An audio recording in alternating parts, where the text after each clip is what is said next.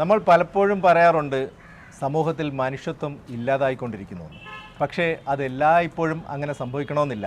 ഇപ്പോൾ ഞാൻ നിൽക്കുന്നത് നമ്മൾ പള്ളിമുക്കിലെ ബദർ കടയിലാണ്. എന്താണ് ഇപ്പോഴത്തെ അദ്ദേഹം ധാരാളം സാമൂഹ്യ സേവനം ചെയ്യുന്നൊരു വ്യക്തിയാണ്. ഇപ്പോഴെന്താണ് പ്രത്യേകത എന്ന് വെച്ചാൽ ഈ ഒരു ബോർഡ് കാണുമ്പോൾ നിങ്ങൾക്ക് മനസ്സിലാവും നമ്മളൊട്ടും മറന്നിട്ടില്ല അല്ലേ.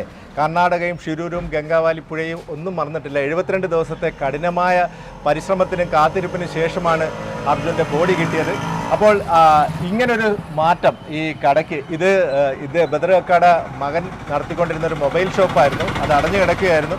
പെട്ടെന്ന് എന്താണ് ഇങ്ങനൊരു തീരുമാനം, ഇങ്ങനെയുള്ള മാറ്റത്തിന് കാരണം?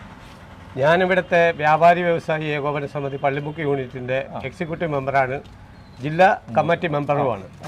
അപ്പം കേരള വ്യാപാരി വ്യവസായി ഏകോപന സമിതിയുടെ ജില്ലാ കമ്മിറ്റി അംഗമാണ്.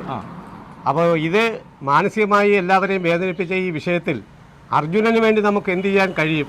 അർജുനൻ നമ്മുടെ സഹോദരനായി, അർജുനനെ നമ്മുടെ ഹൃദയത്തിൽ ഏറ്റിപ്പെട്ടു. അങ്ങനെ അർജുനന് വേണ്ടി എന്ത് ചെയ്യാൻ കഴിയുമെന്നുള്ള ആലോചനയാണ് ഇങ്ങനെ ഈ കടയ്ക്ക് അർജുനൻ സ്റ്റോഴ്സ് എന്ന് പേരിടാൻ തീരുമാനിച്ചു. അർജുൻ സ്റ്റോഴ്സ് എന്ന് പേരിട്ടു.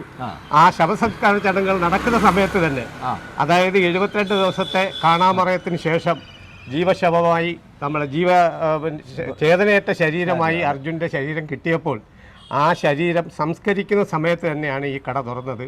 അപ്പോൾ അതുവരെ ഇത് അടഞ്ഞു കിടക്കുകയായിരുന്നു. എൻ്റെ മകൻ നടത്തിക്കൊണ്ടിരുന്ന കടയായിരുന്നു. അദ്ദേഹം വിദേശത്ത് പോയത് കാരണം ഈ കട അടഞ്ഞു കിടക്കുകയായിരുന്നു. പ്രവാസി മൊബൈൽസ് എന്നായിരുന്നു ഇതിൻ്റെ പേര്. ആ ബോർഡൊക്കെ മാറ്റി പെട്ടെന്ന് തന്നെ അർജുൻ സ്റ്റോഴ്സ് എന്ന് പേരിട്ടു. അങ്ങനെ ബോർഡൊക്കെ വെച്ചു. അത് പല ആളുകളും അതിനെ അപ്രിഷ്യേറ്റ് ചെയ്തുകൊണ്ട് എന്നെ അത് തിരക്കി വരികയും അത് കാണാൻ വരികയും രാത്രി കുടുംബങ്ങളായിട്ട് വന്ന് കാറിൽ വന്ന് പലരും കണ്ടിട്ട് പോവുകയും ഫോട്ടോ എടുത്ത് പോവുകയൊക്കെ ചെയ്യുന്നുണ്ട്. മനുഷ്യത്വം നഷ്ടപ്പെട്ടിട്ടില്ല. അതിന് ജാതിയും മതവും ഒന്നും ഒരു പ്രശ്നമല്ല. അർജുൻ എൻ്റെ സഹോദരനാണ്.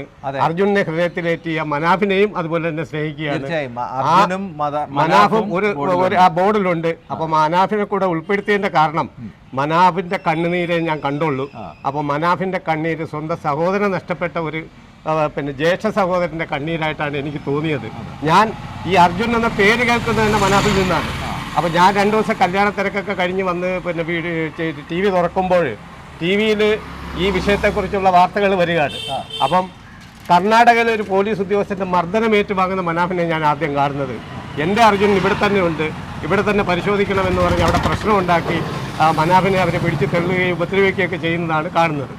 അതാണ് ഈ മനാഫിനെയും എൻ്റെ ഹൃദയത്തിൽ കയറ്റാൻ കാരണം. അപ്പം എൻ്റെ സഹോദരന്മാരാണ് ഇവർ രണ്ടുപേരും. അവർ തമ്മിലിപ്പോൾ കുടുംബ പ്രശ്നങ്ങൾ പലതും ഒക്കെ പറഞ്ഞു കേൾക്കുന്നു. അതൊന്നും നമ്മുടെ വിഷയമല്ല. നമുക്ക് മനുഷ്യത്വമാണ്. മനുഷ്യത്വമുള്ള മനുഷ്യന്മാരാണ് ഈ ലോകത്തിന് ആവശ്യം. മലയാളികളുടെ മനസ്സ് എപ്പോഴും അർജുൻ്റെ കൂടെയാണ്. അർജുനന് വേണ്ടി ജീവന് തുല്യം സ്നേഹിച്ച് അർജുനെ എന്ന് പറഞ്ഞു നടന്ന മനാഫിൻ്റെ കൂടെയാണ്. തീർച്ചയായും വലിയൊരു മനുഷ്യ സ്നേഹി തന്നെയാണ് ബദർകാക്ക. കാരണം ഇത് പലർക്കും മാതൃകയാകാൻ, സമൂഹത്തിൽ ധാരാളം ഇതുപോലുള്ള കാര്യങ്ങൾ ചെയ്യുന്ന ഒരാളാണ്. അദ്ദേഹത്തിന് ഇതുപോലുള്ള കാര്യങ്ങൾ ചെയ്യാൻ മറ്റുള്ളവർക്ക് പ്രചോദനമാകട്ടെ എന്ന് ഞങ്ങൾ കൊല്ലം സ്റ്റോറീസിന് വേണ്ടി ആശിക്കുന്നു. Thank you.